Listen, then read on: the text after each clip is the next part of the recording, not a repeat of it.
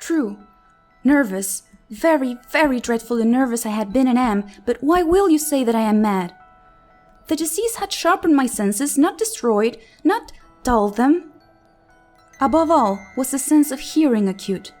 I heard all things in the heaven and in the earth. I heard many things in hell. How then am I mad? Hearken and observe how healthily, how calmly I can tell you the whole story. It is impossible to say how first the idea entered my brain, but once conceived, it haunted me day and night. Object there was none. Passion there was none. I loved the old man. He had never wronged me. He had never given me insult. For his gold I had no desire. I think it was his eye. Yes, it was this.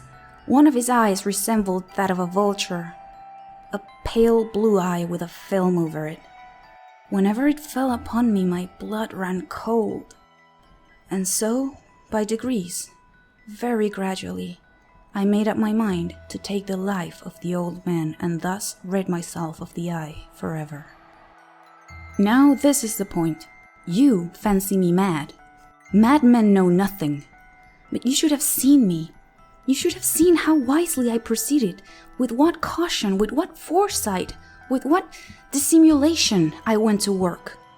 I was never kinder to the old man than during the whole week before I killed him. And every night, about midnight, I turned the latch of his door and opened it, oh, so gently. And then, when I had made an opening sufficient for my head, I put in a dark lantern, all closed, so that no light shone out, and then I thrust in my head. Oh, you would have laughed to see how cunningly I thrust it in. I moved it slowly, very, very slowly, so that I might not disturb the old man's sleep. It took me an hour to place my whole head within the opening so far that I could see him as he lay upon his bed. Would a madman have been so wise as this? And then, when my head was well in the room, I undid the lantern cautiously. Oh, so cautiously. Cautiously, for the hinges creaked. I undid it just so much that a single thin ray fell upon the vulture eye. And this I did for 7 long nights, every night just at midnight. But I found the eye always closed. And so it was impossible to do the work, for it was not the old man who vexed me, but his evil eye. And every morning, when the day broke, I went boldly into the chamber and spoke courageously to him, calling him by name in a hearty tone and inquiring how he had passed the night. So you see, he would have been a very profound old man indeed to suspect that every night, just at 12, I looked in upon him while he slept. Upon the 8th night, I was more than usually cautious in opening the door. A watch's minute hand moves more quickly than did mine. Never before that night had I felt the extent of my own powers, of my sagacity. I could scarcely contain my feelings of triumph. To think that there I was, opening the door, little by little, and he not even to dream of my secret deeds or thoughts. I fairly chuckled at the idea, and perhaps he heard me, for he moved on the bed suddenly, as if startled. Now you might think that I drew back, but no. His room was as black as pitch with a thick darkness, for the shutters were close fastened through fear of robbers. And so I knew that he could not see the opening of the door, and I kept pushing it on, steadily, steadily.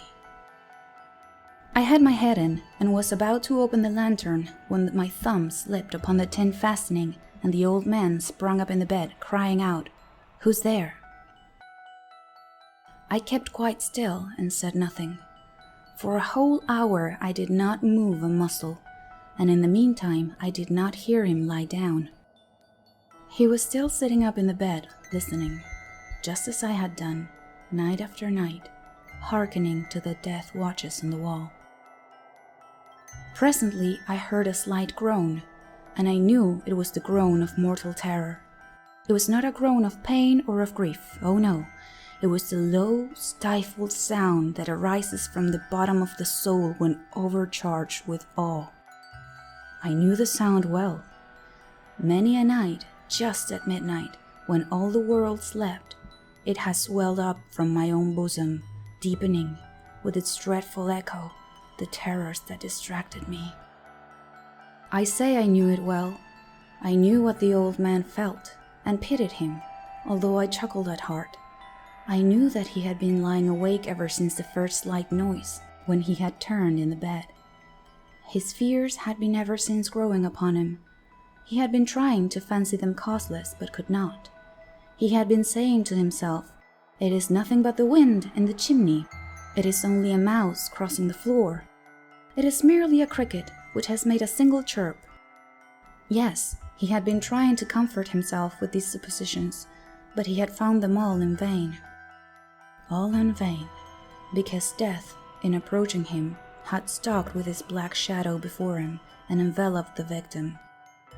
And it was the mortal influence of the unperceived shadow that caused him to feel, although he neither saw nor heard, to feel the presence of my head within the room. When I had waited a long time, very patiently, without hearing him lie down, I resolved to open a very, very little crevice in the lantern. So I opened it. You cannot imagine how stealthily, until at length, a single dim ray, like the thread of a spider, shot from out the crevice and full upon the vulture eye. It was open, wide open, and I grew furious as I gazed upon it. I saw it with perfect distinctness, all a dull blue with a hideous veil over it that chilled the very marrow in my bones. But I could see nothing else of the old man's face or person, for I had directed the ray as if by instinct, precisely upon the damned spot. And now, have I not told you that what you mistake for madness is but over-acuteness of the senses? Now I say, there came to my ears a low, dull, quick sound, such as the watch makes when enveloped in cotton. I knew that sound well too. It was the beating of the old man's heart. It increased my fury, as the beating of a drum stimulates the soldier into courage. But even yet I refrained and kept still. I scarcely breathed. I held the lantern motionless. I tried how steadily I could maintain the ray upon the eye. Meantime, the hellish tattoo of the heart increased. It grew quicker and quicker and louder every instant. The old man's terror must have been extreme. It grew louder, I say, louder, every moment. Do you mark me well? I have told you that I am nervous, so I am. And now, at the dead hour of the night, amid the dreadful silence of that old house, so strange a noise, and this excited me to uncontrollable terror. Yet, for some minutes longer, I refrained and stood still. But the beating grew louder. I thought the heart must burst. And now, a new anxiety seized me. The sound would be heard by a neighbor. The old man's hour had come. With a loud yell, I threw open the lantern and leaped into the room. He shrieked once only.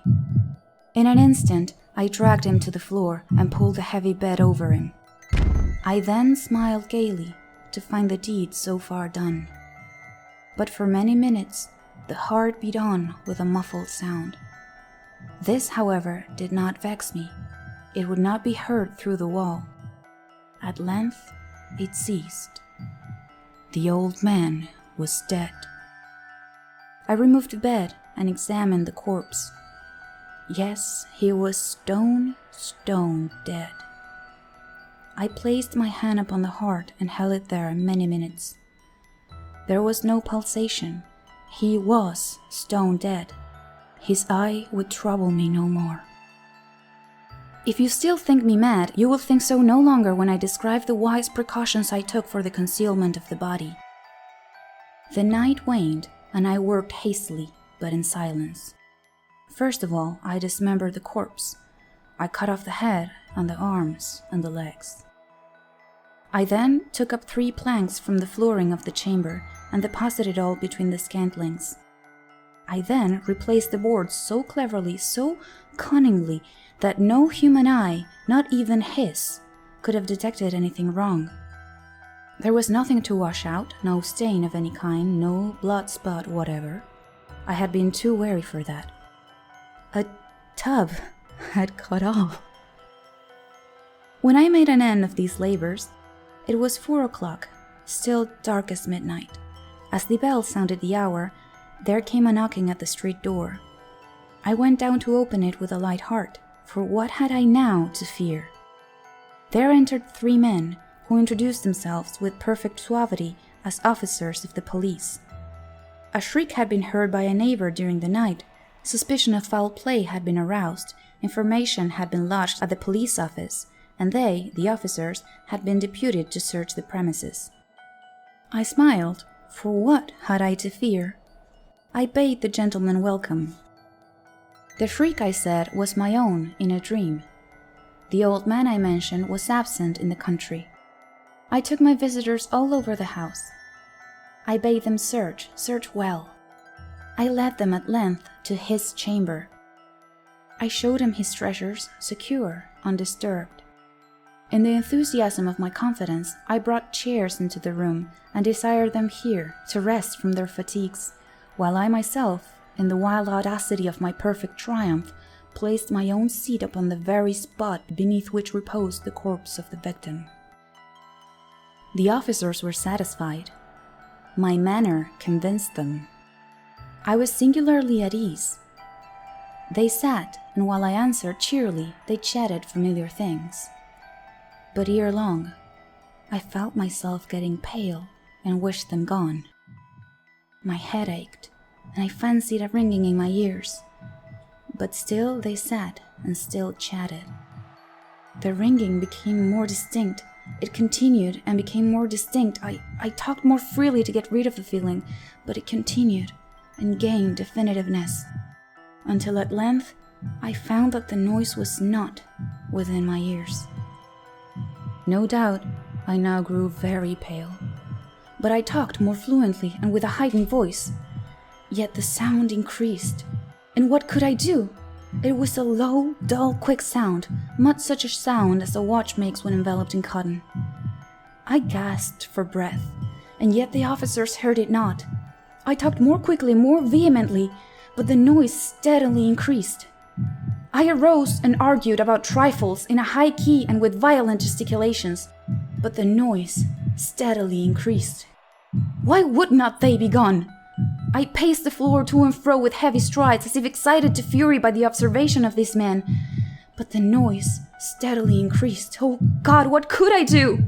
I foamed, I raved, I swore. I swung the chair upon which I had been sitting and grated it upon the boards, but the noise arose over all and continually increased. It grew louder, louder, louder, and still the men chatted pleasantly and smiled. Was it possible they heard not? Almighty God, no, they heard, they suspected, they knew. They were making a mockery of my horror. And this I thought, and this I think. But anything was better than this agony.